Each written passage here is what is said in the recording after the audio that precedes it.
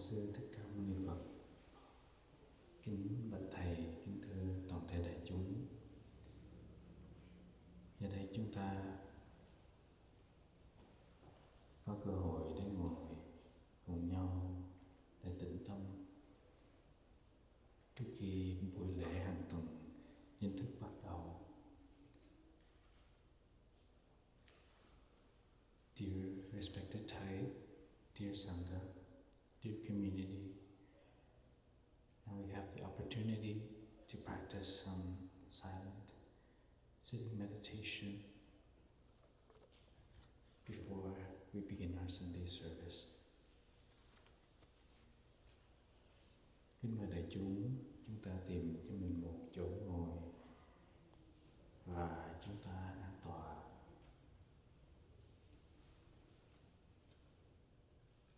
Ngồi trong một tư thế vững chãi, thoải mái.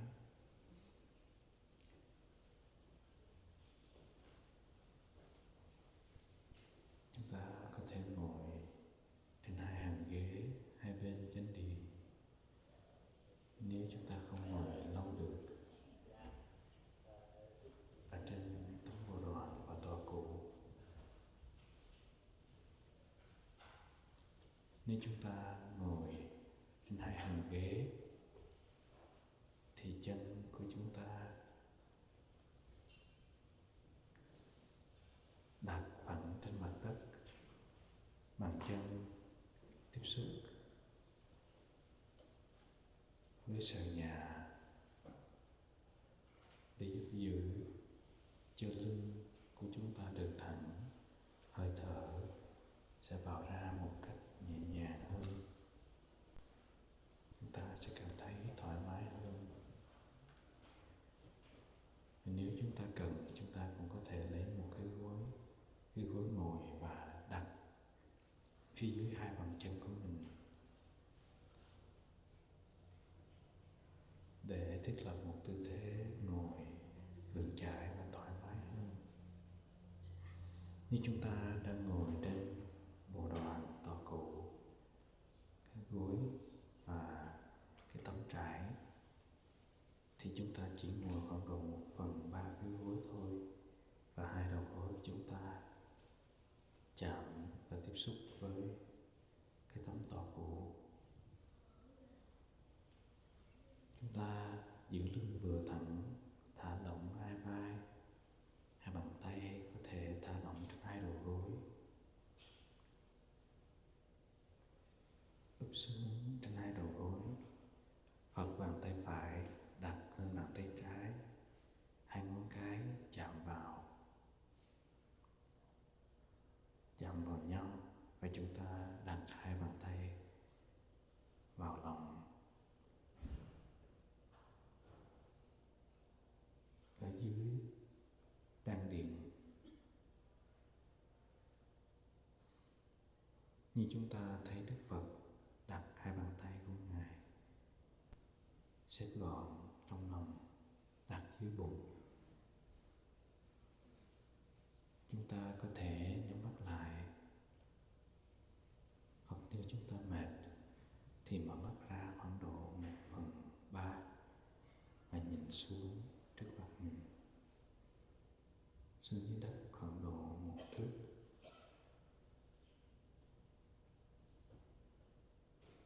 Thả lỏng hai vai,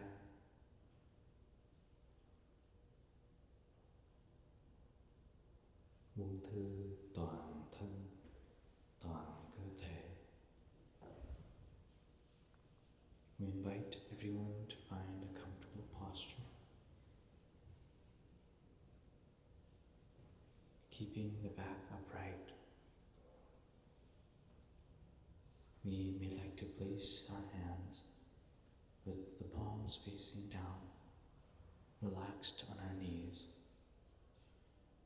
Or you can try placing your right hand on top of your left hand, joining the thumbs together and resting both hands in your lap, just below your abdomen.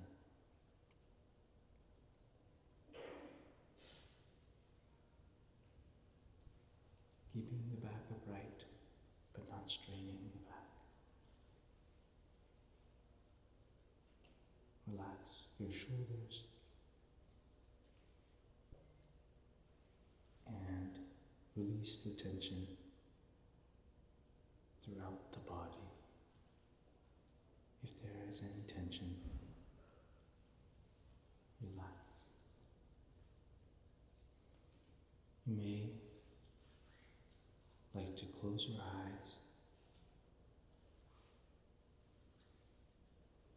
or if you feel sleepy, you can open them a little bit and just look down at the ground in front of you at an angle that is comfortable. Relax. Totally relax.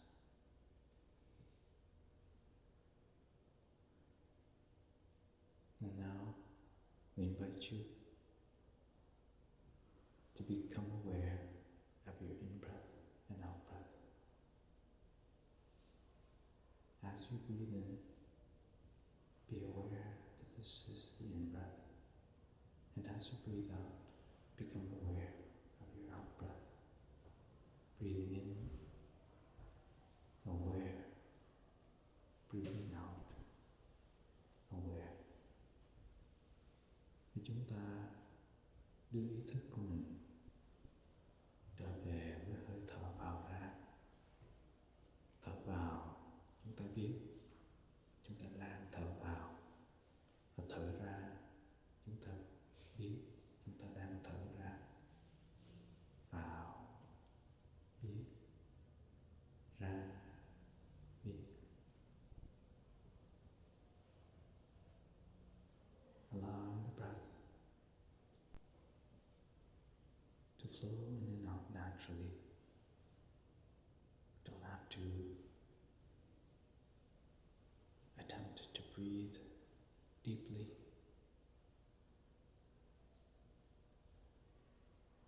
Or to breathe slowly. Just letting the breath flow in and out naturally. But bringing our awareness onto our breath. Following it from the beginning all the way to the end. And if any wandering thoughts come to cross the mind, just recognize them and let them go. Come back to the flow of your in-breath and out-breath. Và nếu trong tâm khởi lên những suy nghĩ, thì chúng ta chỉ cần ý thức tâm của chúng ta đang rong ruổi. Ta buông bỏ suy nghĩ đó và trở lại.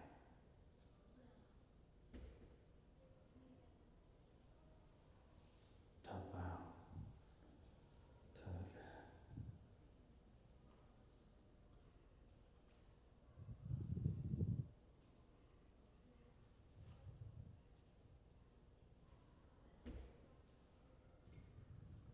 At this moment,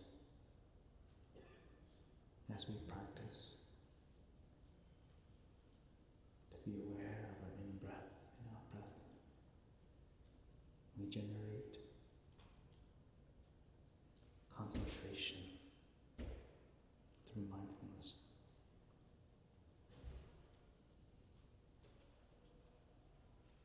And we're able to re-establish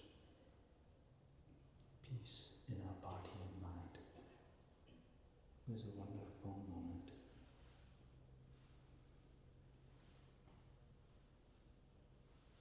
At the same time,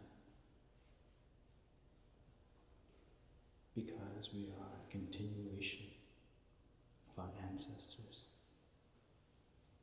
because we are a continuation of our father and mother,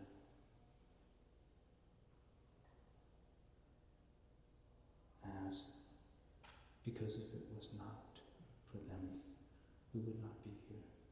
And they are what makes us. We carry them through us, in us. And so when we breathe, and when we are able to generate peace in our body and mind,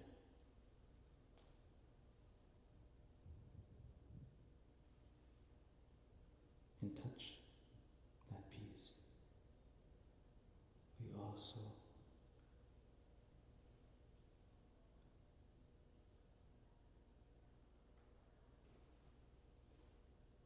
with our ancestors,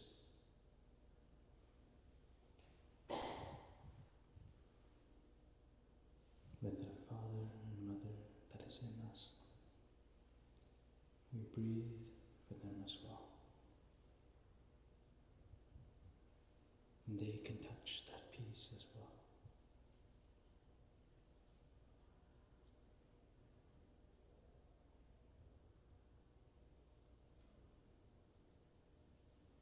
Khi chúng ta có thể thở vào và thở ra với ý thức, chúng ta chế tác được bình an,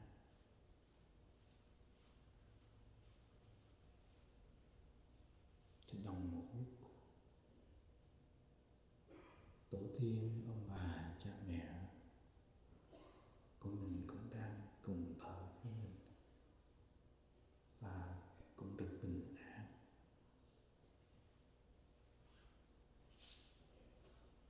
Bởi vì chúng ta được làm nên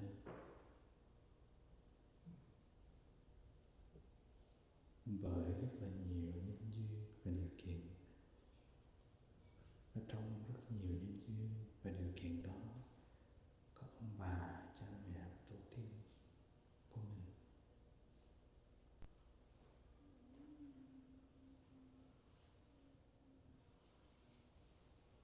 Và bên trong chúng ta vẫn luôn mang ông bà, cha mẹ và tổ tiên của chúng ta trong hình hài này. Mỗi hơi thở chế tác được bình an, thì ông bà và cha mẹ của chúng ta cũng được an. Each breath that is able to generate peace is also enjoyed by our generation of blood ancestors.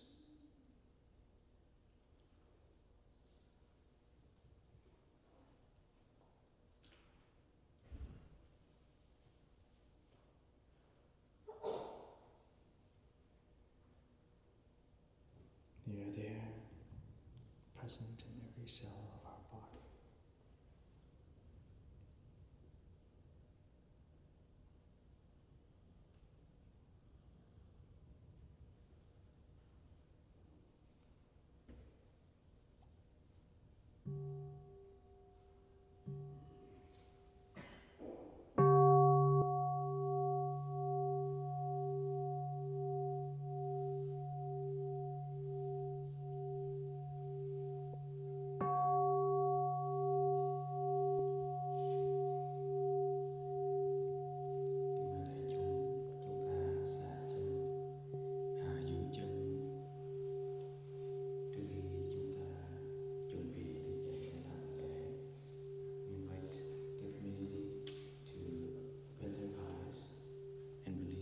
Before we stand up.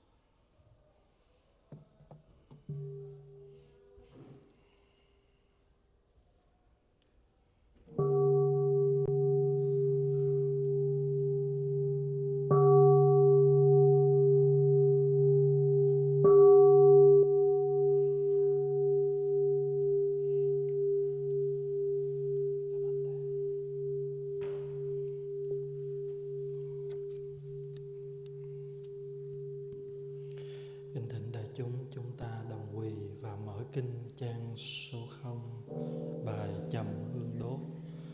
Please open the chanting book on page 0.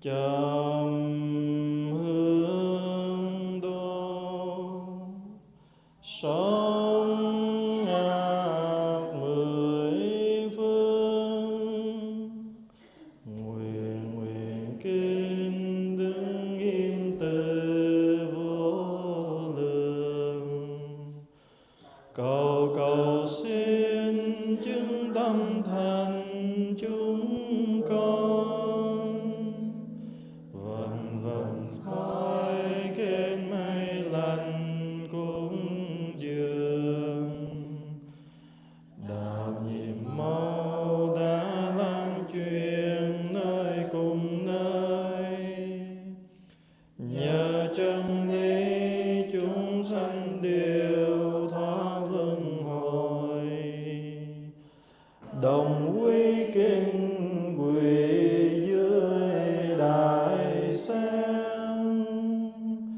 dâng hoa thơm tinh khiết màu thắm tươi cành, đại quang minh sáng huy hoàng trang nghiêm, ơn mười phương điều ngự hào quang an lành, nhiên đạo quyết chuyên soi gân cùng quần sanh, phần đạo đồng cùng nhau tu tinh tấn mau viễn thành. Nam mô Bổn Sư Thích Ca Mâu Ni Phật. Nam mô Bổn Sư Thích Ca Mâu Ni Phật.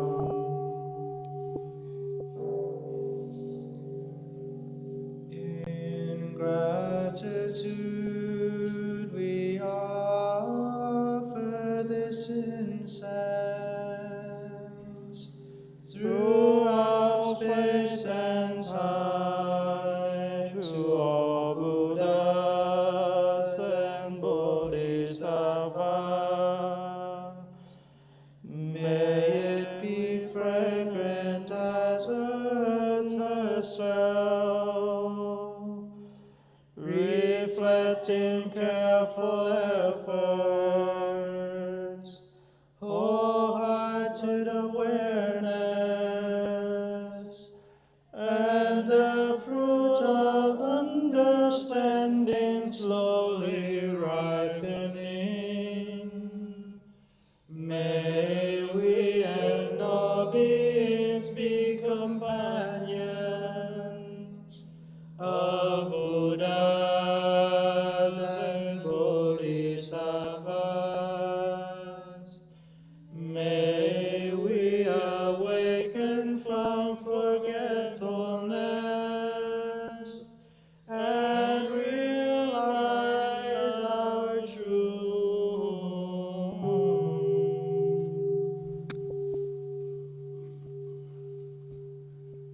The one who bows and the one who is bowed to are both by nature empty. Therefore, the communication between them is inexpressibly perfect. Our practice center is the net of Indra, reflecting all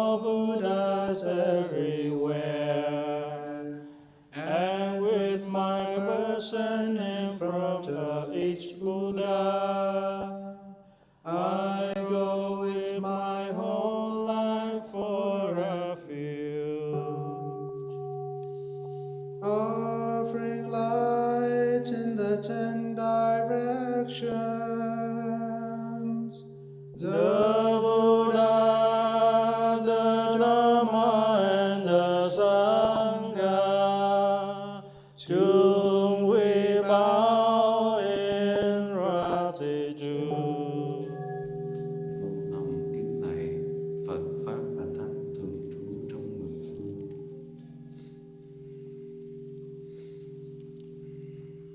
Teaching and living the way of awareness in the very midst of suffering and confusion. Shakyamuni Buddha, the fully enlightened one, to whom we bow in gratitude.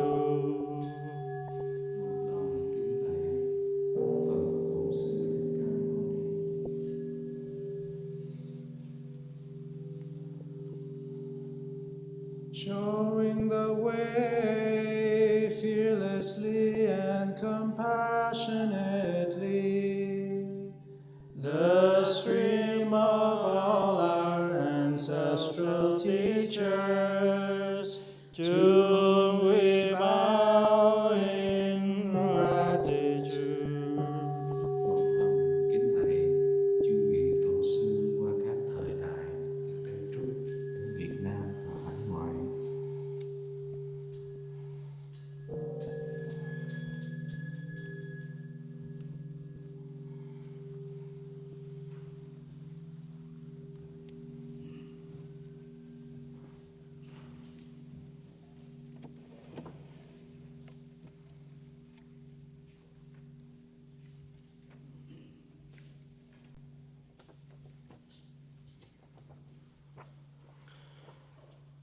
Please turn to page 4. Kính mời đại chúng mở sang trang số 4.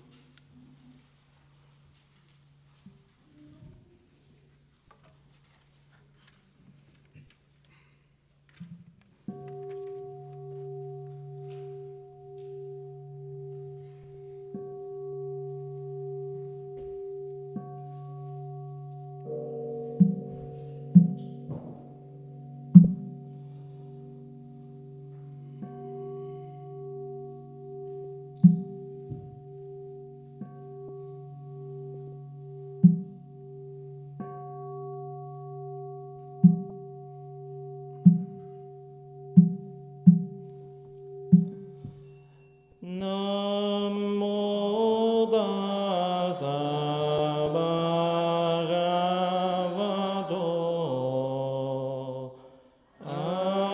arahato samma sambuddhassa. Nam mô tassa bhagavato arahato samma sambuddhassa. Nam mô tassa bhagavato arahato samma sambuddhassa. The Dhamma is dear and lovely. We now have a chance to see, study, to practice it. We vow to realize true meaning. Nam mô Đức Bổn Sư Bồ Tát Ca Mâu Ni. Nam mô Đức Bổn Sư Bổn Ca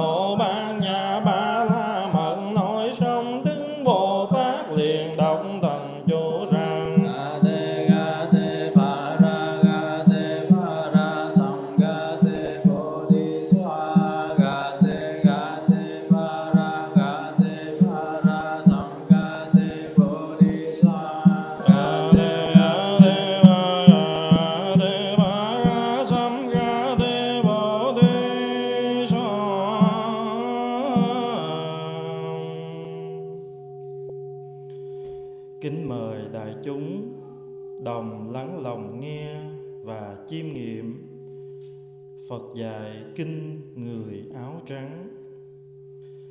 Đây là những điều tôi nghe Bụt nói vào một thời mà người còn lưu trú tại tu viện cấp cô độc trong vườn cây Kỳ Đà. Hôm ấy, cư sĩ cấp cô độc cùng với 500 vị cư sĩ khác đã tìm đến nơi cư ngụ của thầy Xá Lợi Phất. Các vị cúi đầu làm lễ thầy và ngồi xuống một bên.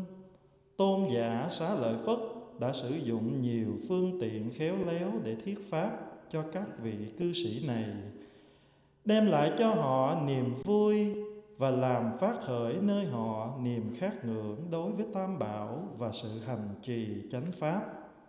Sau đó, tôn giả tới viếng Bụt, làm lễ dưới chân người và ngồi xuống một bên. Cư sĩ các cô độc và 500 vị cư sĩ cũng theo gót thầy đến viếng Bụt, làm lễ dưới chân người rồi ngồi xuống một bên. Sau khi thấy mọi người đã an tọa, Bụt bảo thầy Xá Lợi Phất: Này thầy Xá Lợi Phất, thầy có biết rằng nếu một vị đệ tử áo trắng đạo hạnh biết hộ trì 5 giới pháp và tu tập 4 tâm cao đẹp thì có thể đạt tới rất dễ dàng và không khó khăn gì khả năng an trú hạnh phúc ngay trong hiện tại, và biết chắc chắn mình sẽ không còn đọa lạc vào địa ngục, ngạ quỷ, bàn sanh, các nẻo ác khác trong tương lai. Một người như thế là đã đắc quả vào dòng. Xá Lợi Phất, vị đệ tử áo trắng hộ trì 5 giới pháp và tu tập 4 tâm cao đẹp như thế nào? Vị đệ tử áo trắng xa lìa sự giết hại, chấm dứt sự giết hại, buông bỏ khí giới, biết hổ, biết thẹn, biết tập từ bi, biết bảo hộ cho mọi loài sinh vật, kể cả các loài côn trùng. Vị ấy diệt trừ tận gốc tâm niệm giết hại. Đó là giới thứ nhất mà người đệ tử áo trắng hộ trì. Vị đệ tử áo trắng xa lìa sự không cho mà lấy, chấm dứt sự không cho mà lấy, thường ưa bố thí, tìm niềm vui trong sự bố thí, và bố thí mà không cần đền đáp. Vị này không bị tâm trạng tham lam che lấp, luôn luôn bảo hộ sự liêm khiết của mình và diệt trừ tận gốc sự không cho mà lấy. Đó là giới pháp thứ hai mà người đệ tử áo trắng hộ trì. Vị đệ tử áo trắng xa lìa tà dâm, chấm dứt sự tà dâm, bảo vệ cho bất cứ ai, dù người ấy nằm trong sự bảo hộ của cha, mẹ, hoặc cả cha lẫn mẹ, hoặc chị em, hoặc anh em, hoặc cha mẹ bên xuôi gia, hoặc gia đình xuôi gia, hoặc bởi người đồng tính, hoặc là vợ con hay chồng con kẻ khác, kể cả kẻ bị cuồng dâm khủng bố, hoặc kẻ bán phấn buôn hương. Vị này diệt trừ tận gốc tâm niệm tà dâm. Đó là giới pháp thứ ba mà người đệ tử áo trắng hộ trì. Vị đệ tử áo trắng xa lìa nói dối, chấm dứt sự nói dối, chỉ nói sự thật, tìm niềm vui trong sự nói lên sự thật, an trú nơi sự thật, không lúc nào đổi dời, có thể được tin cậy hoàn toàn và không bao giờ dám miệt thị kẻ khác. Vị ấy diệt trừ tận gốc sự nói dối. Đó là giới pháp thứ tư mà người đệ tử áo trắng hộ trì. Vị đệ tử áo trắng xa lìa rượu, chấm dứt sự uống rượu, diệt trừ tận gốc thói quen uống rượu. Đó là giới pháp thứ năm mà người đệ tử áo trắng hộ trì. Này thầy Xá Lợi Phất, các vị đệ tử áo trắng làm thế nào để đạt tới 4 tâm cao đẹp và an trú hạnh phúc trong hiện tại một cách dễ dàng và không có khó khăn? Trước hết, vị đệ tử áo trắng thực tập quán niệm về Như Lai, vị ấy quán niệm như sau: Như Lai là bậc giác ngộ chân chánh, không còn dính mắc, là bậc minh hạnh túc, là bậc thiện thể, là bậc thế gian giải, là bậc vô thượng sĩ, là bậc điều ngự trưởng phu, là bậc thiên nhân sư, là Bụt, là Thế Tôn. Quán niệm về Như Lai như thế thì những dục vọng xấu xa đều được tiêu diệt. Trong tâm người quán niệm không còn những yếu tố bất thiện, uế nhiễm, sầu khổ và lo âu. Nhờ tưởng niệm tới Như Lai mà tâm tư người ấy lắng trong, có được niềm vui, và người ấy đạt tới tâm cao đẹp thứ nhất, an trú hạnh phúc trong hiện tại một cách dễ dàng, không khó khăn gì.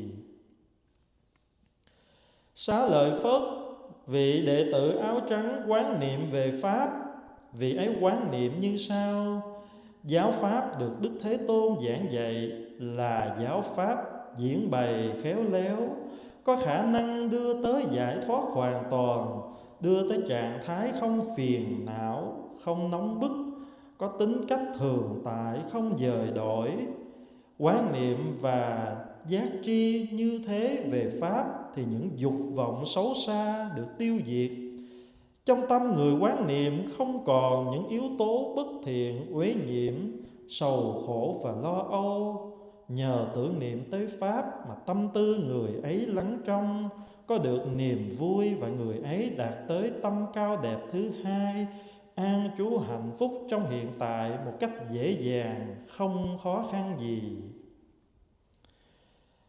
Xá lợi Phất, vị đệ tử áo trắng thực tập quán niệm về Tăng, vị ấy quán niệm như sau: Thánh chúng của Như Lai đang đi về nẻo thiện, đang đi trên đường chánh, đang hướng theo giáo Pháp, đang thực tập theo giáo Pháp và sống đúng tinh thần giáo Pháp.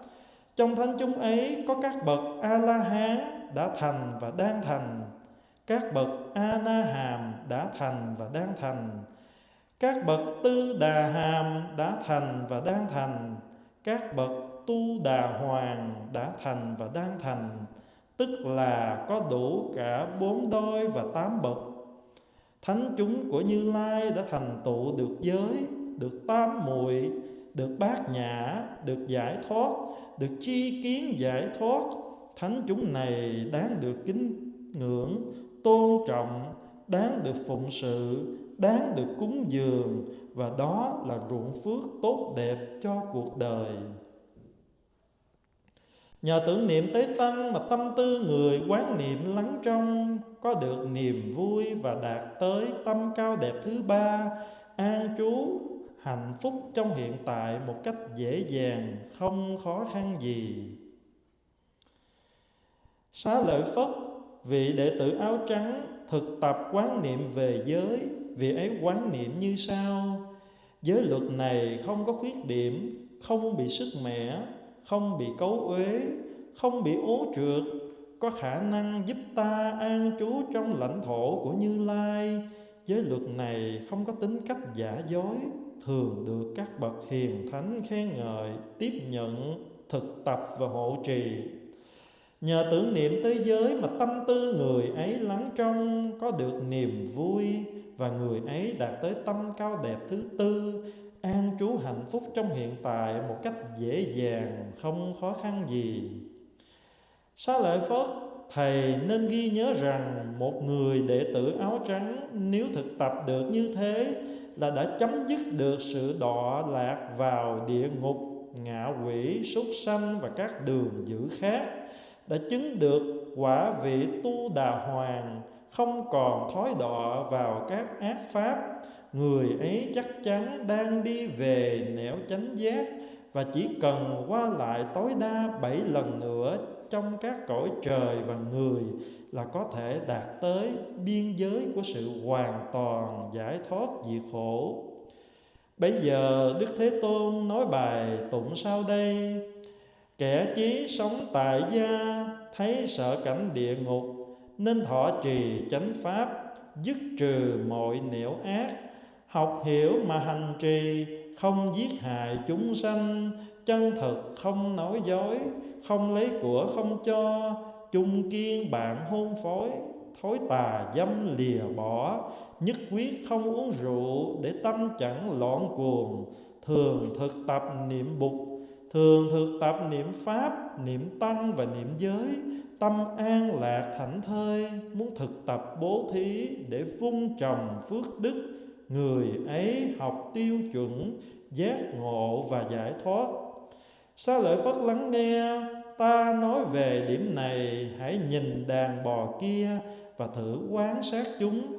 Có con vàng, con trắng, có con đỏ, con đen, màu nâu có đốm vàng, hoặc màu chim bồ câu. Dù chúng màu sắc gì, hoặc xuất xứ từ đâu, giá trị thật của chúng là ở sức chuyên chở. Những con nào mạnh khỏe, kéo xe mạnh và nhanh, chuyên chở được nhiều chuyến là những con hữu dụng. Trong cõi nhân gian này có các giới phạm chí, sát đế lợi cư sĩ, thương gia và công nhân. Những ai trì tịnh giới thực chứng được giải thoát, trở thành bậc cao đức, bậc thiện thể thảnh thơi, cúng dường những bậc ấy là được quả phúc lớn. Ta không cần phân biệt giai cấp và nguồn gốc. Kẻ thiếu phước nghèo tuệ không soi sáng cho ai, cúng dường những kẻ ấy quả phúc không đáng kể. Người con Bụt tu huệ, tâm hướng về Thế Tôn, gốc lành thêm vững chãi, chỉ xin về nẻo lành, qua lại cõi nhân thiên nhiều lắm là 7 lần, cuối cùng sẽ đạt được cảnh niết bàn tịch lạc. Bụt nói như thế, tôn giả Xá Lợi Phất, các vị khất sĩ, cư sĩ cấp cô độc và 500 vị cư sĩ khác nghe lời Bụt dạy vui vẻ làm theo.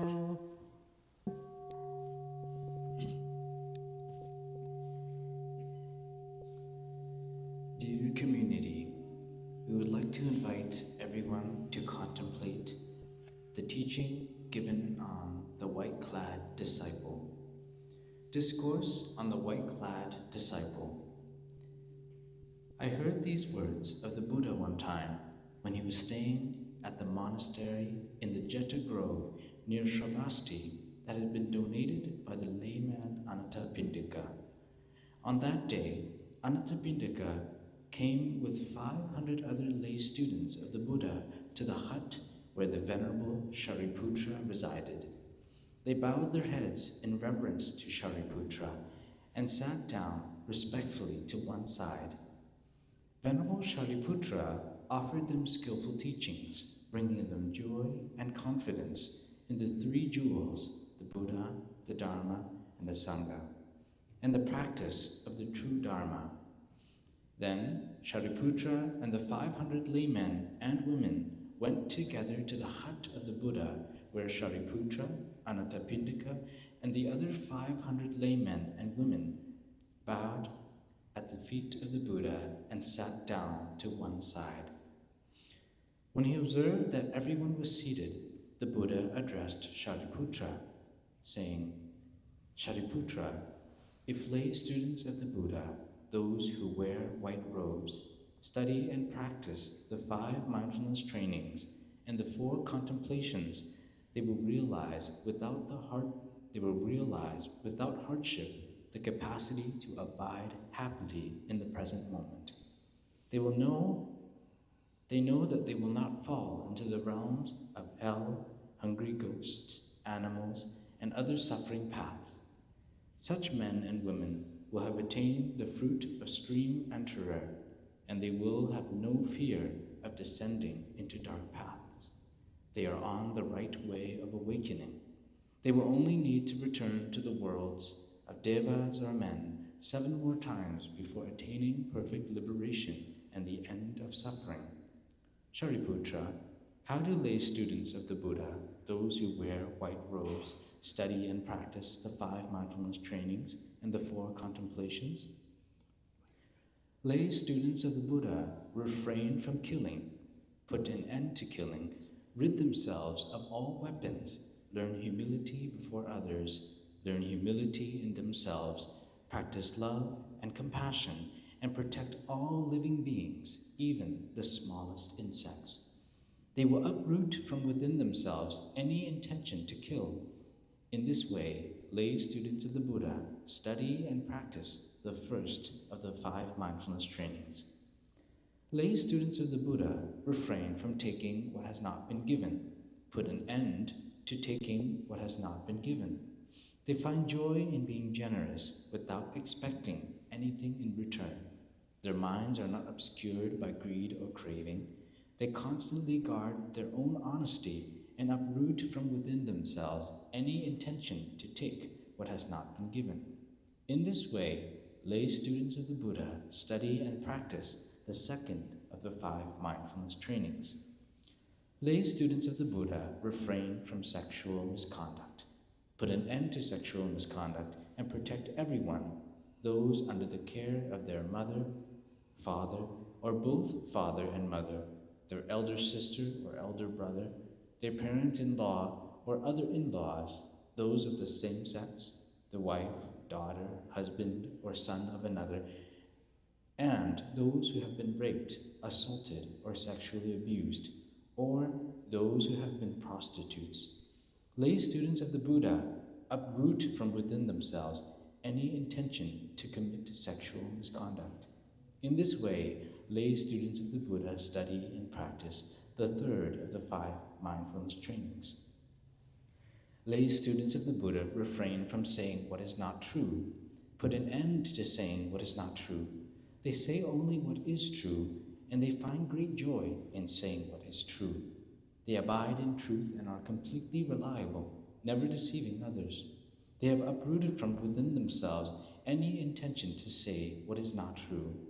In this way, lay students of the Buddha study and practice the fourth of the 5 mindfulness trainings. Lay students of the Buddha refrain from drinking alcohol, put an end to drinking alcohol. They uproot from within themselves the habit of drinking alcohol. In this way, lay students of the Buddha study and practice the 5th of the 5 mindfulness trainings. Shariputra, how do lay students of the Buddha attain the 4 contemplations and abide happily in the present moment with ease and without hardship? They practice being aware of the Buddha, meditating on the one who has come from suchness and returns to suchness, as one who is truly and fully awakened, without any attachments, as one whose understanding and practice are perfect, as the well-gone one, as one who knows and fully understands the world, as one who has attained the very highest, as one who has tamed what needs to be tamed, as the teacher of humans and devas, an awakened one, and a world-honored one. When they meditate in this way, all unwholesome desires come to an end, and impure, sorrowful, or anxious elements no longer arise in their hearts. As a result of contemplating the Buddha, their thoughts are clear, they feel joy, and they arrive at the first of the 4 contemplations, abiding happily in the present moment, with ease and without any hardships. Shariputra, the lay students of the Buddha practice being aware of the Dharma, meditating as follows. The Dharma is taught by the Buddha, the Lord Buddha, with great skill. It can lead to complete liberation. It can lead to a state of no afflictions. It is cool and refreshing. Its value is timeless. When lay students of the Buddha meditate on and observe the Dharma in this way, all unwholesome desires come to an end, and impure, sorrowful, or anxious elements no longer arise in their hearts. As a result of contemplating the Dharma, their thoughts are clear, they feel joy, and they arrive in the second of the 4 contemplations, abiding happily in the present moment, with ease and without any hardship. Shariputra, the lay students of the Buddha practice being aware of the Sangha, meditating as follows. The noble community of the Buddha is advancing in a good direction. It is on an upright path. It is oriented towards the Dharma. It lives the teachings in the way that they are meant to be lived. And in that community, there are 4 pairs.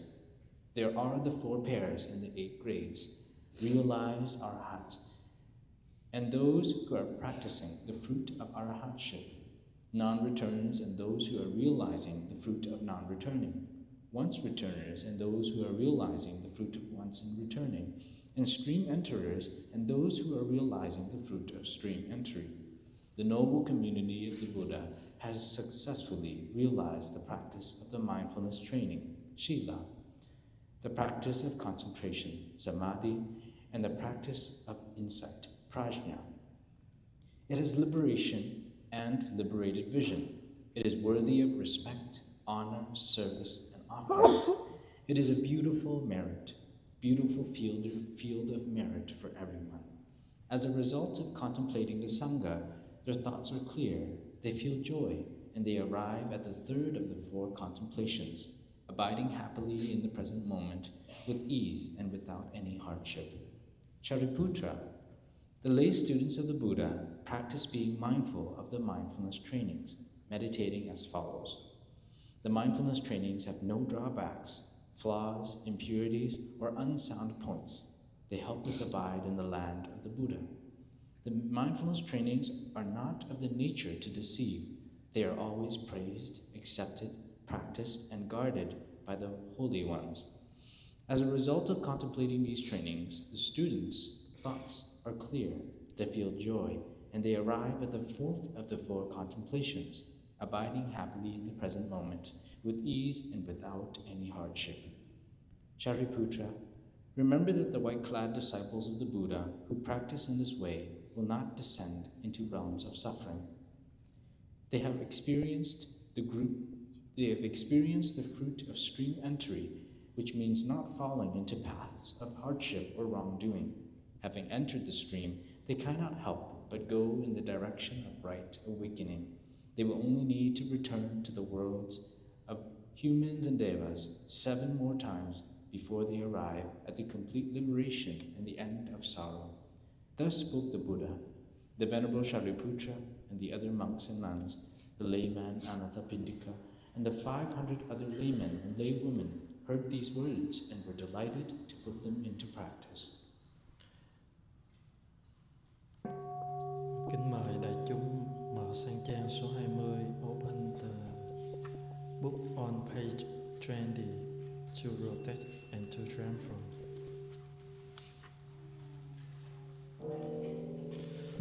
Để tự chúng con tự vô thị gây mau nghiệp chướng bởi lầm mê, vào sinh ra tự biết bao lần, nay đến trước đại vô thượng giác, biển trần khổ lâu đời trôi dạt, hôm nay trông thấy đạo huy hoàng.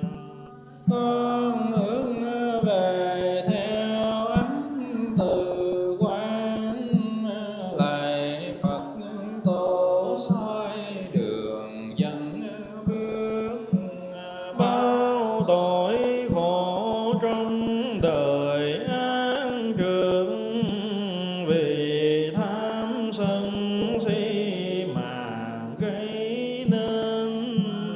hôm nay đây khẩn thiết thệ nguyện, xin sám hối để lòng thanh thoát.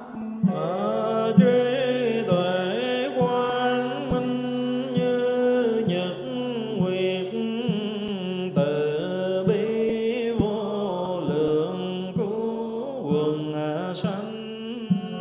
Con nhất tâm nguyện sống đời lành, đêm thân mạng nương giờ tam bảo. Lên thuyền từ vượt qua biển khổ, cầm đuốc tiến ra khỏi rừng mê.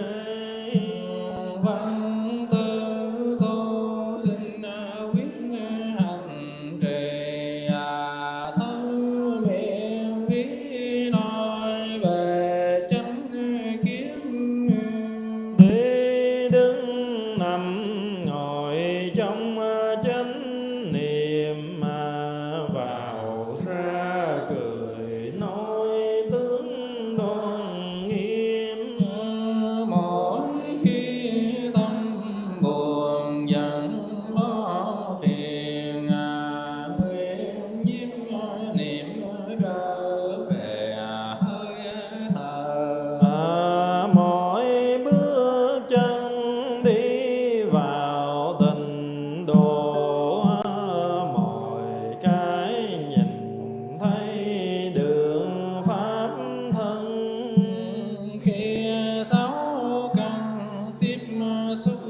sáu trần đêm bia thức tinh chuyên phòng hồn. thầm khi năm xưa rồi chuyển qua vườn tâm tuệ giác nở trăm hoa.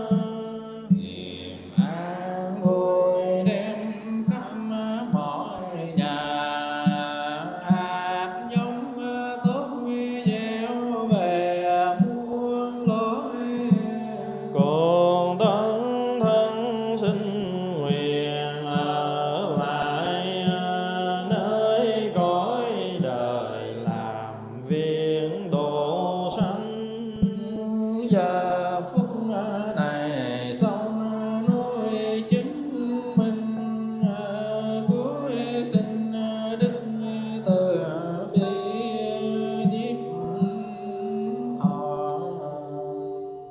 Bao nhiêu lầm lỗi cũng do tâm tình còn đâu dấu lỗi lầm.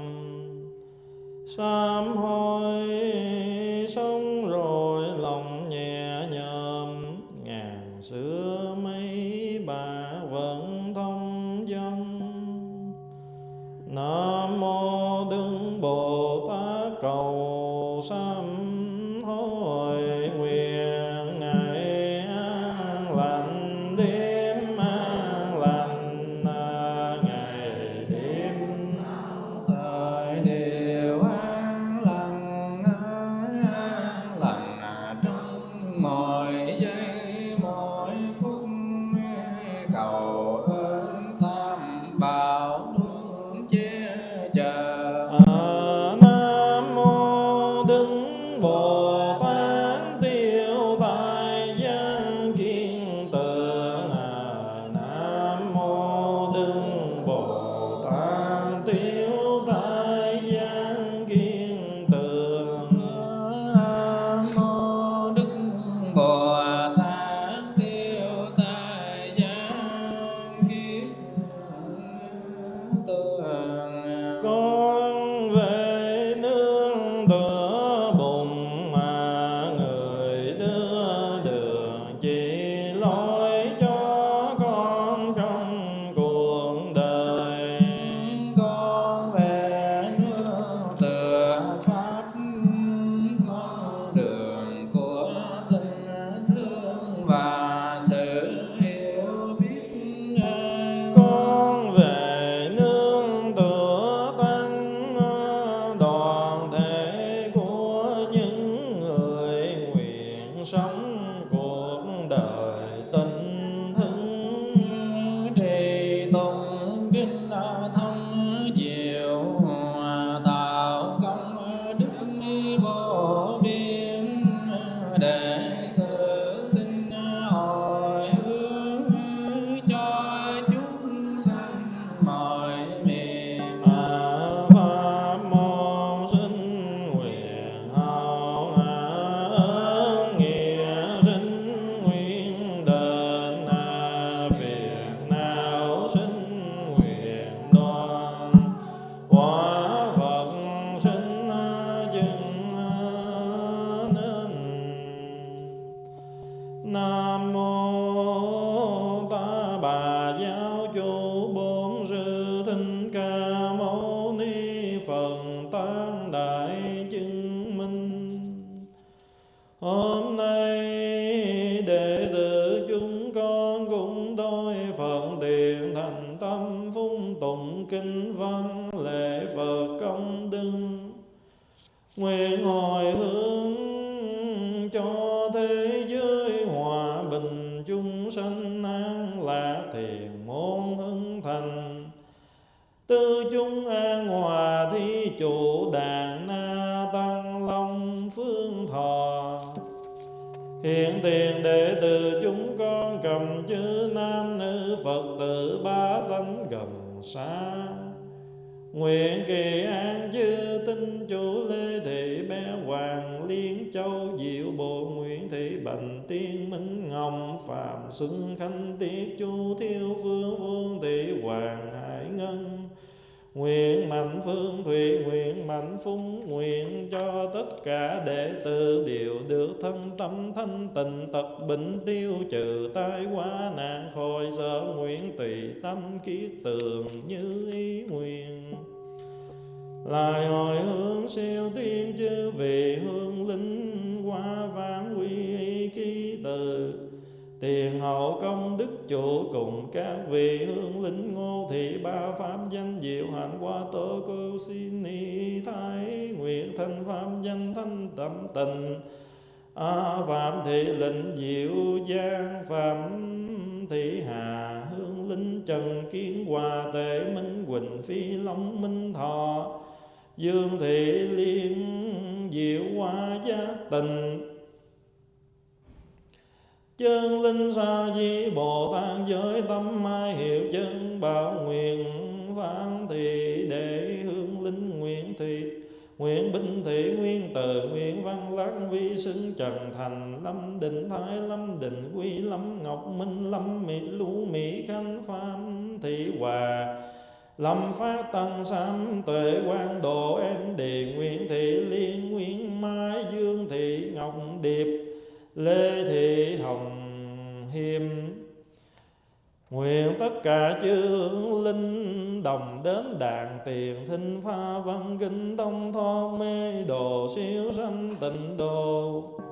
Ô nguyện đàn na tinh thủy công vô công hòa tăng in phương điền pháp giới nhân thiên, tề thành Phật đạo. Nguyện đem công đức này hướng về khắp tất cả đệ tử và chúng sanh đều trọn thành Phật đạo. Kính mời đại chúng sang chân, mũi chân trước khi chúng ta đứng dậy. Please release your legs before we stand up.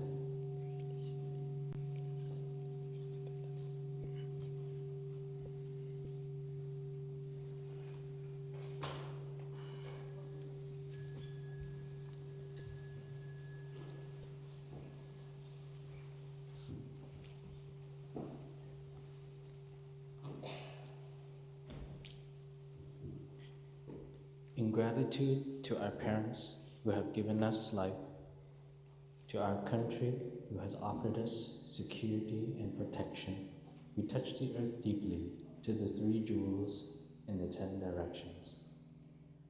Đệ tử chúng con nhớ ơn cha mẹ sanh thành quốc dân bảo hộ, cúi đầu kính lễ tam bảo, thường trụ trong mười phương.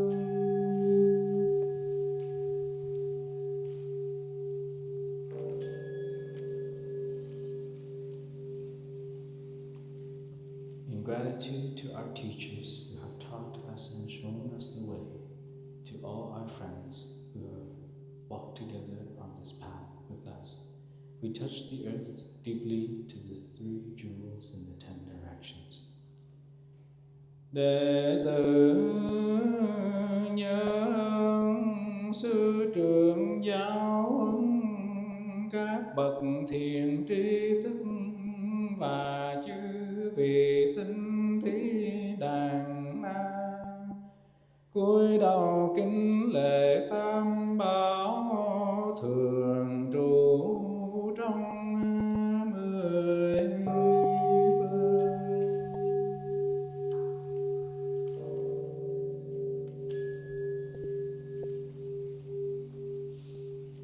In gratitude to all beings, beings in the animal, plant, and mineral worlds, we touch the earth deeply to the three jewels in the 10 directions. Đệ tử chúng con nhớ ơn mọi loài chúng sanh, cây cỏ đất đá, cúi đầu kính lễ tam bảo, thường trụ khắp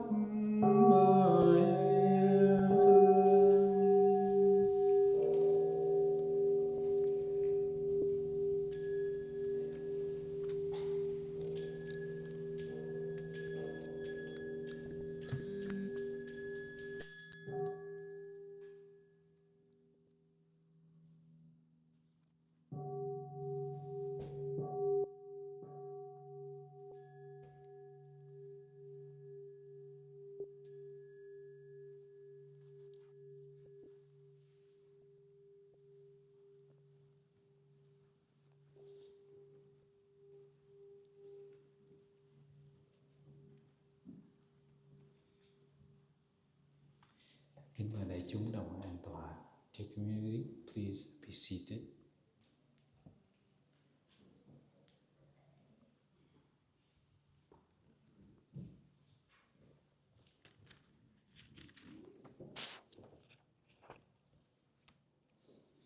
Trước khi con xin phép được chia sẻ đề tài hôm nay bằng tiếng Anh cho tất cả những vị nghe tiếng Anh, thì con kính mời đại chúng ta cũng như thường lệ đồng chắp tay nghĩ đến Đức Phật và niệm ơn của Đức Phật, danh hiệu của Đức Phật 3 lần trước khi chúng ta bắt đầu. And dear friends, before I take the chance to share with everyone the topic today, I would like to invite everyone to join their palms together in front of the heart, and we will recite the name of the Buddha in gratitude 3 times before we begin. Nam mô Bổn Sư Thích Ca Mâu Ni Phật. Nam mô Bổn Sư Thích Ca Mâu Ni Phật. Nam mô Bổn Sư Thích Ca Mâu Ni Phật. Good morning, dear Thai and dear community. Today is March 8th, 2026, and we are here present in our weekly Sunday service. I hope that everybody is doing well or doing okay this morning. Today is a very beautiful day outside. The sunshine is giving us a lot of warmth, and it's a condition of happiness that is readily available. Today I wanted to share a little bit about the teaching of continuation and the way that in the Buddhist practice one can fulfill one's life meaningfully. One can continue to fulfill one's life meaningfully by the practice of being able to be in touch with one's continuation. And for me, I always try my best to continue, and in the spirit of continuation, it means to carry towards or carry within myself my teachers and my loved ones. Wherever I am, wherever I'm going, and whatever I'm doing, I try to carry them within me with mindfulness, or be mindful of the fact that they are present in me. And maybe to say to carry them is a little bit excessive, because they are already within me. So today I wanted to reflect on this question. How can I continue my teachers, my loved ones, and all those who have shown kindness to me in my life? When there are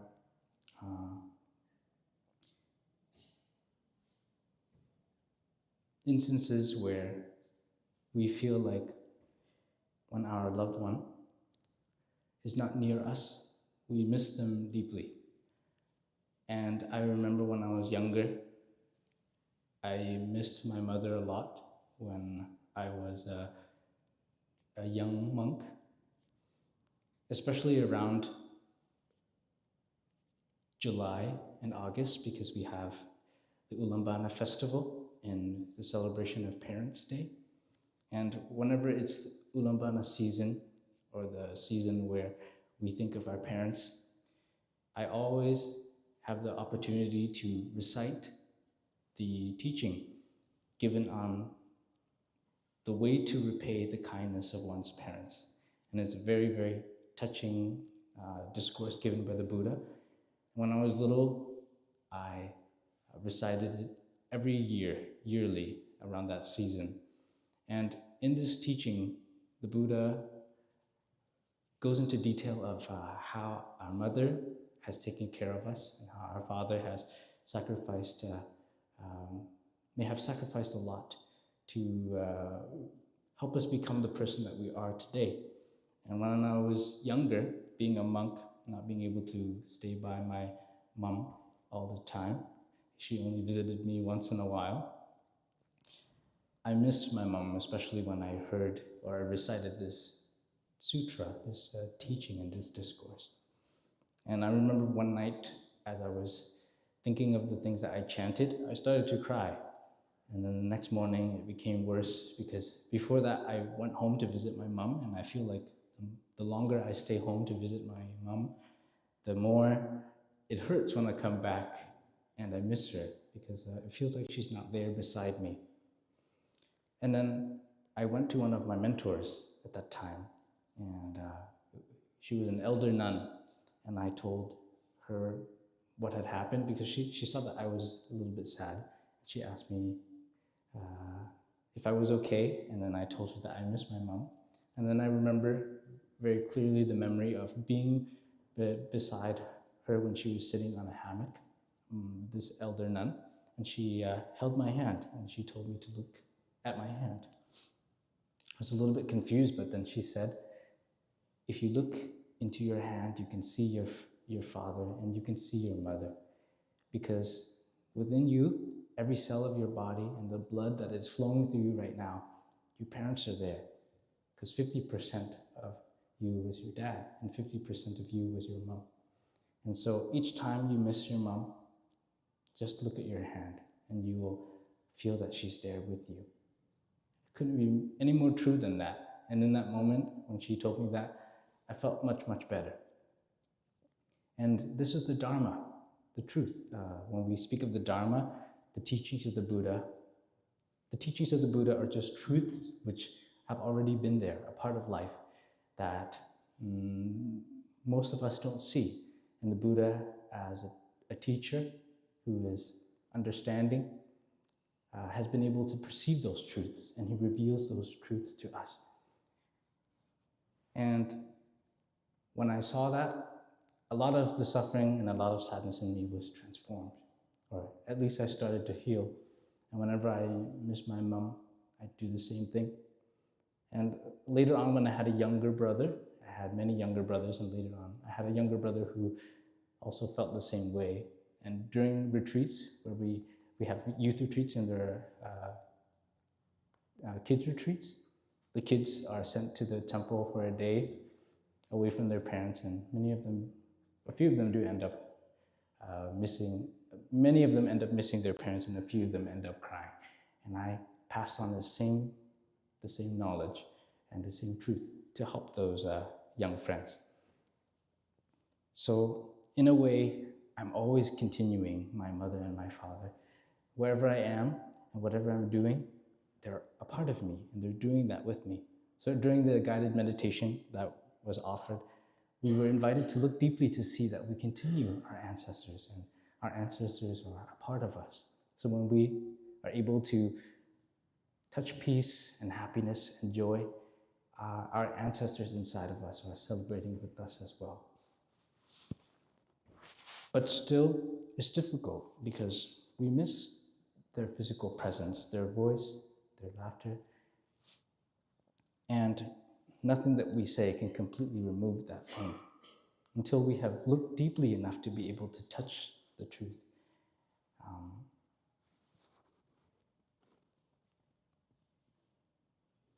And the teachings of the Buddha, the Dharma, reveals to us a way in which we can look more deeply into the nature of life, to be able to be one with that truth and to be able to experience that truth always, in every moment. In Buddhism, we say ultimately there is no birth and death, and relatively there is birth and death. And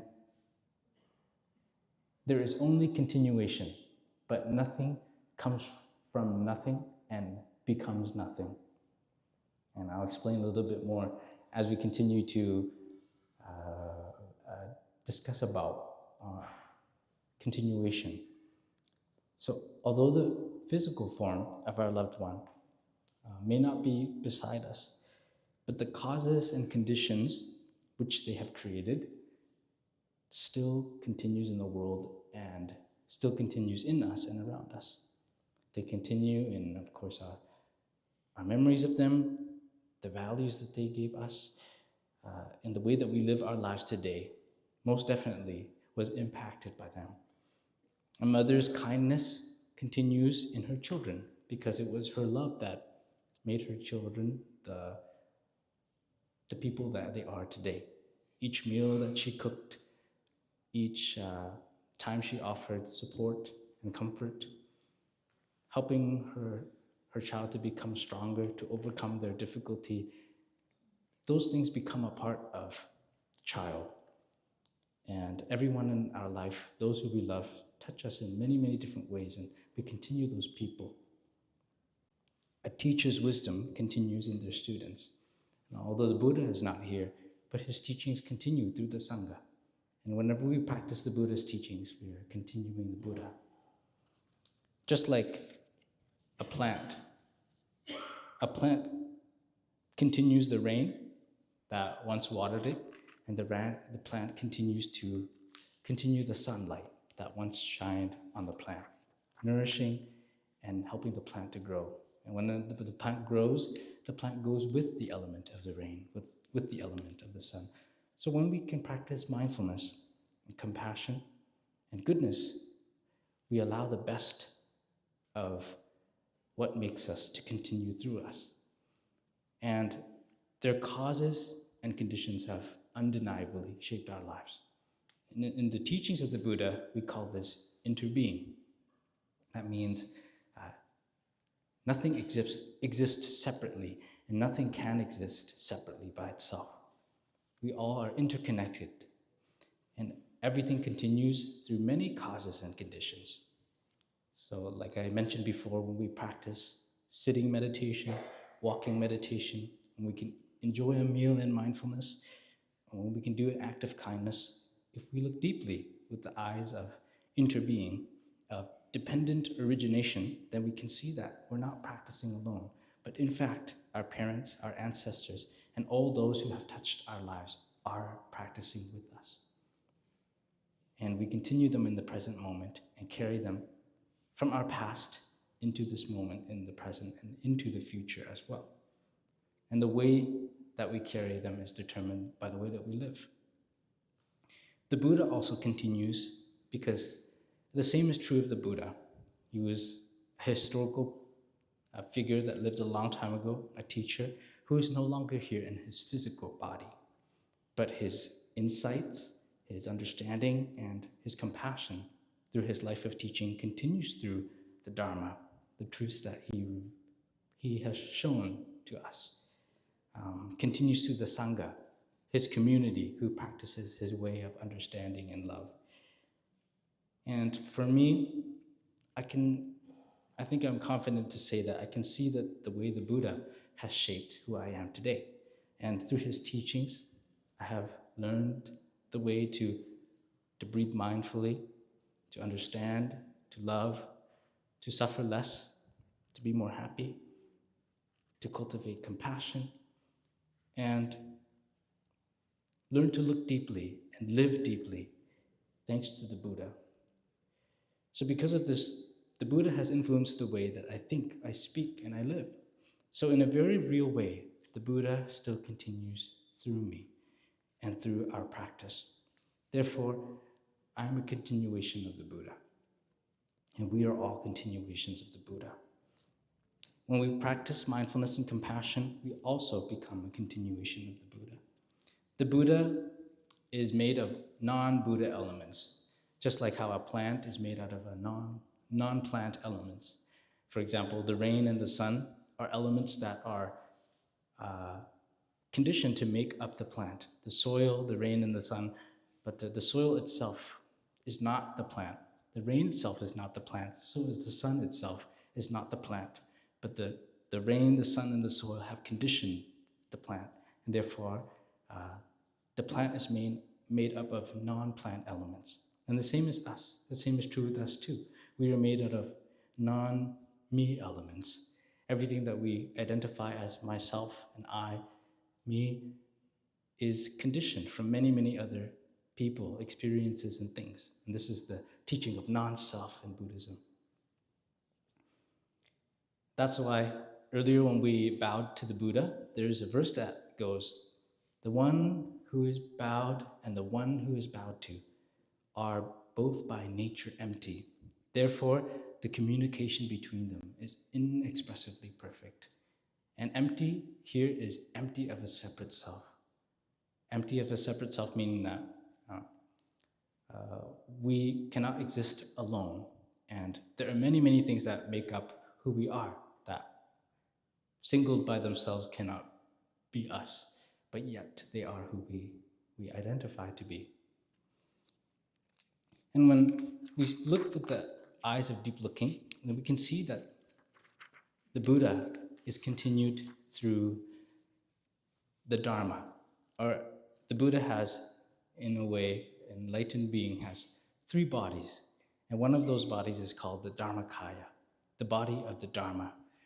And this is the body of the Buddha, which is understanding, which is compassion, which is loving kindness, which is patience, which is generosity, which is mindfulness, which is awareness. And that body is everywhere, present in every person, in every sentient thing. So when we look deeply, we can see that if we practice loving kindness, if we continue to embody compassion, if we practice deep looking in our lives, then the Dharmakaya of the Buddha, the body of the Buddha, is always present. And the only way that we can perceive the Buddha is through his teachings. In the same way, there's no way that the Buddha can bless us unless we practice his teachings. And practicing his teachings blesses our lives with comfort, with safety, with less chances of suffering. For example, when we listen to the Discourse on the whiteclad disciple, and the Buddha spoke of the 5 mindfulness trainings. If we can practice those 5 mindfulness trainings, that is a blessing of the Buddha, because we will not be affected by the suffering, the results that killing, that lying, that stealing, that intoxication, that sexual misconduct brings upon our lives. And when we practice, that is a blessing from the Buddha, blessing our life with happiness. There is a touching story about a Buddha and a monk named Vakali. And Vakali admired the Buddha and was very fond of the Buddha, admired his teacher and was very fond of his teacher.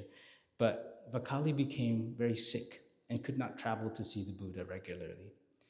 So on one instant, the Buddha came to visit him, and Vakali expressed to the Buddha that he regretted not being able to see the Buddha more often.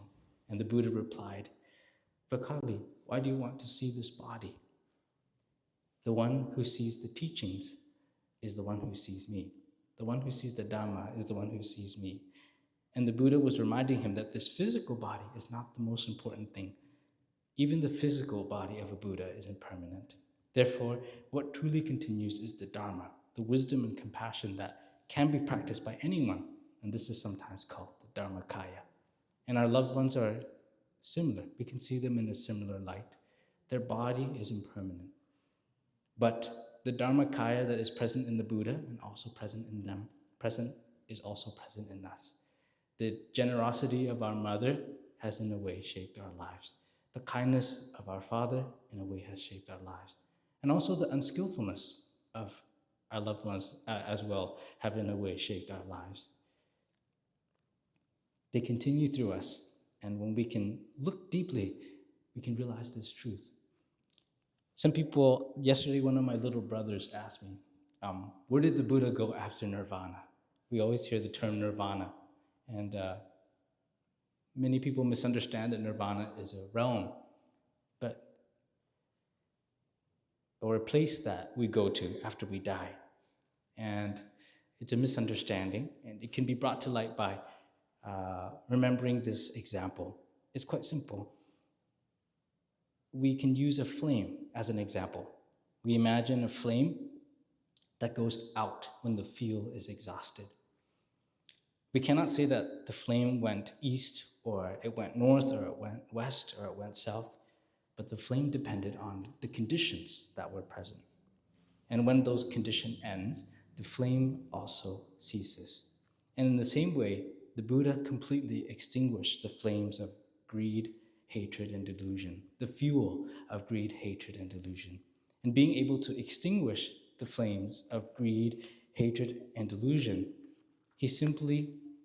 that flame simply returns to a natural state of peace, of that natural state of peace. Like I spoke last time about the waves and the water, the waves realizing that they are actually just water. And the Buddha did not go somewhere, but he realized this truth, and he touched nirvana, which is unconditioned, and unconditioned in a way that I shared before. When we have a matchbox, there might be one last condition that causes the flame to manifest, and that is the person who strikes the match. But let's say if there was a match in a matchbox, but no one there to strike the match, then there wouldn't be a flame.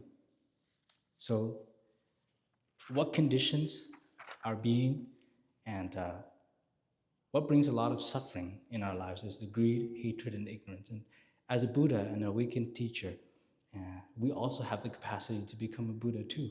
The Buddha has transcended the world of birth and death. And the fire was always dependent on fuel, clinging, craving, and delusion. And when the fuel is gone, the fire ceases. It's not moving somewhere else, but simply returning to its peaceful state.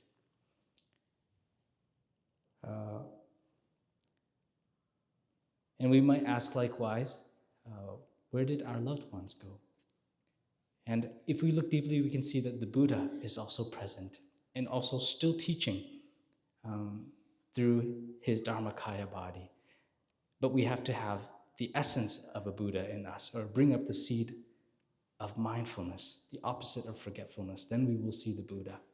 If we are mindful, then we can see the Buddha teaching through a falling leaf, because the leaf teaches us impermanence, and impermanence is the truth of life. So when the leaf falls, if we invite the Buddha in us to be there, then we can see the Buddha, because if he was still there, if he was still alive, these are the truths that he would teach anyways. So when we can see the Buddha through the falling leaf, then we can see the Dharmakaya of the Buddha. So the Buddha is not stuck in this physical form anymore, but with deep looking, we can see that the Buddha manifests beautifully in many, many other ways. But we need mindfulness in order to see those forms. And likewise, we might ask, where did our loved ones go? When somebody we love is not near us, we may ask a similar question, where did they go? And the Buddha taught that because life continues according to causes and conditions, our intentions, our actions, and habits shape the direction of that continuation. Like the example of the candle, which I offered last week. The candle doesn't have to wait until it has burned down and burned out all of its fuel to go somewhere. But as it is burning, it is slowly already going into the space around it, into the people around it.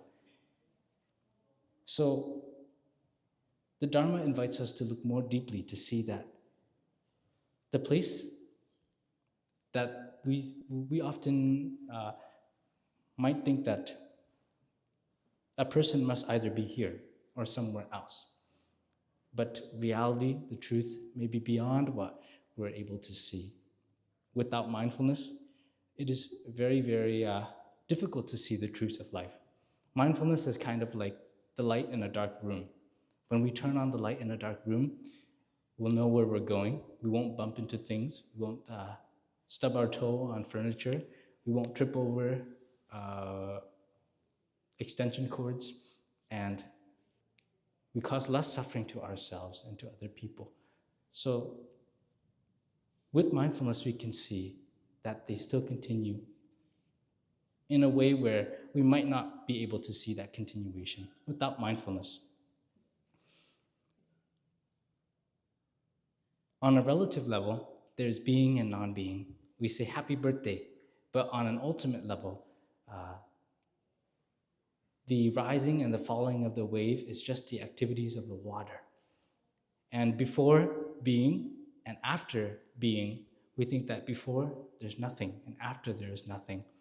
But truly, if we look deeply, before our day, which we call our birthday, we were already alive in our parents. We were already alive in our grandparents. We were already alive in our generations of blood ancestors. And after we pass away, we continue through our children. We continue through the way that we speak, we spoke, we acted, and we generated thoughts in our lives. And that energy, which we call karma, the habituation of body, speech, and mind, continues as energy put into this world. On a relative level, again, there is being and non-being. But as a Buddha, the Buddha was able to touch the nature of no birth and no death. Before we were born, we already existed in our parents. And our parents themselves, also came from the conditions that shaped them. So they were present in our grandpa, grandma, great-grandpa, great-grandma. And when the conditions are sufficient, like the flame, things just manifest. And without sufficient conditions, things cease to be. But cease to be doesn't mean become nothing. So maybe the question is not where the Buddha went or where our loved ones went. But the question we might ask is, if we look deeply, how can we recognize the ways in which they are still here? There's one classic teaching of a cloud, and it can help to clarify this message. You can visualize a cloud in the sky, and maybe as the rain is raining, the cloud is raining. Part of the cloud has become the rain. But with awareness, we can see that as the rain is raining, the clouds are still in the sky, and the other part of the cloud still remains as a cloud in the sky. However, half of the cloud remains in one form and the other manifests in a different form. And we can't say that the rain is any less beautiful than the cloud, and we can't say the cloud is any less beautiful than the rain. So they both can be beautiful. And when we live with our beloved one, we are aware that he or she is also similar to a kind of cloud. And we are also a kind of cloud. Every day we produce thoughts, speech, and actions that continue us, that rain. And just like that cloud might become rain, it might become snow, it might become hail, like last night. I was up very, very late last night and there was some hail. We human beings produce through our body, speech, and mind, thoughts, actions, and speech every day. And that is our continuation. And if we want to recognize the cloud, we should not only look at the cloud, but look at the other things that the cloud has become. The cloud, this body, is only a small part of me. And other than this body, there is much, much more that we can see. This is something we call signlessness. So the person that we believe is already not near us anymore is not truly lost. And they're still here in other forms. With the practice, we can look for them in us. We can see them in our children.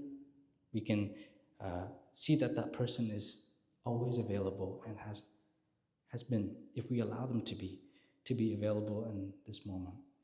So when we look at the rain, we can also see that the rain might become our tea that we drink. The rain might become the water that we bathe.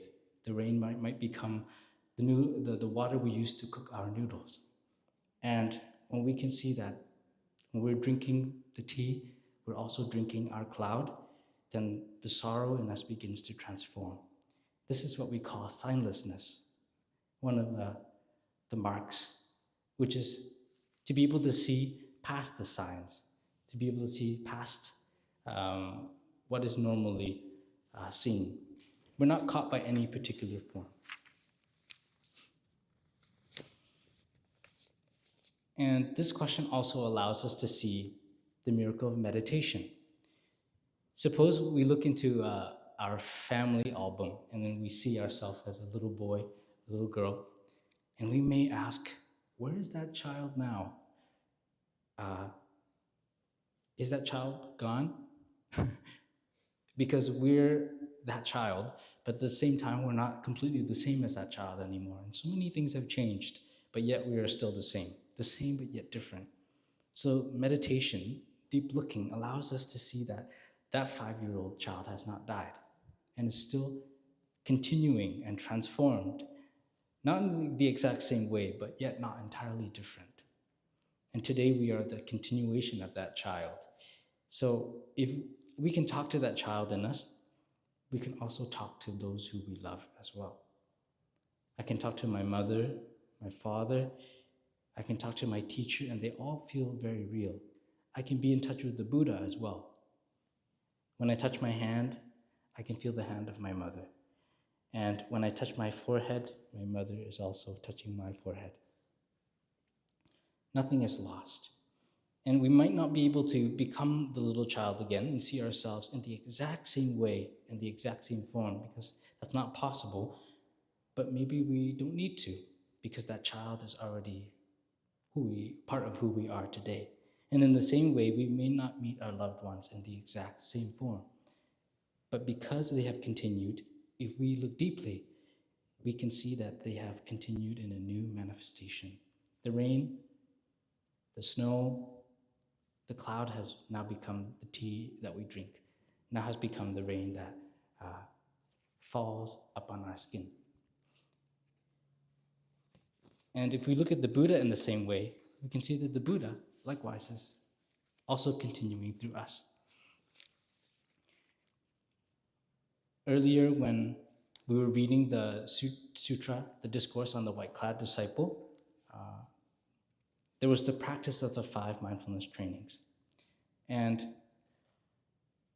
for me, with personal reflection, I can see that the best way that I continue beautifully, the question is, how do we continue our loved ones? And I would like to continue my loved ones beautifully, and how so can I do that? It would be to practice the 5 mindfulness trainings, to practice the teachings of the Buddha, which can seem complicated because there's so much to learn, but it can be summarized very simply. Avoid harming others, firstly. Secondly is to cultivate goodness. And thirdly is to train the mind. And this is what the 5 mindfulness trainings essentially embody. We abstain from doing things that cause further suffering, that cause suffering in life. And we do the opposite to bring happiness to life, to cultivate goodness. And we also, through that, we train the mind.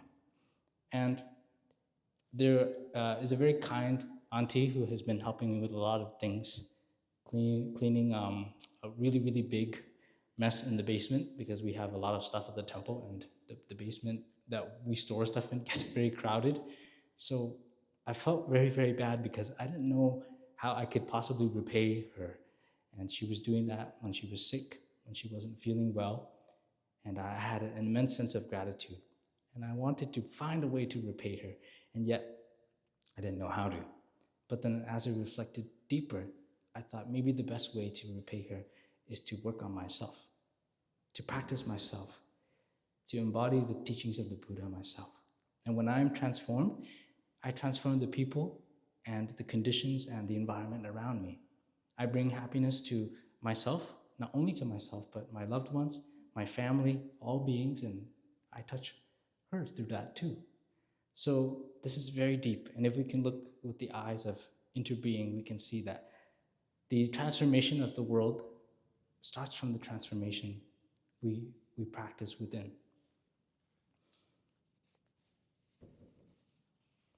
And the way that we can continue our grandpa, our grandma, our mother, our father, our siblings beautifully is to live beautiful life, because they continue through us. So perhaps if we have not been introduced to the practice of meditation, maybe we can try to meditate on this truth. And to be able to understand it theoretically is one thing, but being able to touch it will come through experience in the practice. And perhaps maybe the most beautiful way to continue our grandpa, our grandma, our teachers, our friends, and to repay their kindness is to embody what they have once given us, to pass on what they have once shown us, and show the same to our future generations. And that way we carry them beautifully into the future. So the Buddha may not be with me here in the same way, but the love and the wisdom and the kindness that he has transmitted to me continue to grow in me. And if I can live with mindfulness and compassion and understanding, then when people encounter those qualities in me, they encounter the extension of the Buddha's hands, the extension of the hands of my spiritual ancestors, as well as my blood ancestors too. And in this way, the people who we truly love have not disappeared, and they are still with us in every breath that we take. One practice that I learned is to allow the Buddha to sit, to allow the Buddha to walk, and to allow the Buddha to breathe through me. My lungs are still healthy, so sometimes when I sit and I meditate, I ask, dear Buddha, my lungs are still very healthy. Please breathe with me. And I remember there was a senior, a very renowned teacher who expressed this through a story. He said one time he was doing walking meditation in Korea, and there were many successful people wanting to take pictures of him as he was practicing walking meditation. And it was crowded because they were doing it in a public place. And he thought, back home at the temple, I could do walking meditation, but there, I don't think I can do it. And he had to ask the Buddha to help him. Dear Lord Buddha, please practice walking meditation for me. And in that moment, as he generated the energy of the Buddha in him, as he took steps of peace, of mindfulness, and of solidity, the crowd began to clear, to open for him to walk. And he had no more fear of, in that moment, he had nothing else to worry about. Just allow the Buddha to breathe, allow the Buddha to walk. And he said we can be lazy. Sometimes if we are lazy in the practice, we can ask the Buddha to practice for us in that way. Not literally, but in that way. And we can ask our parents, our mother, our father, to breathe with us in this very moment. And everything that has touched us in life to be with us in this very moment. So thank you for your listening. Thank you for your patience. And I hope that we all can find a way to continue our loved ones beautifully, to continue the Buddha beautifully as well. Thank you for your patience and your listening.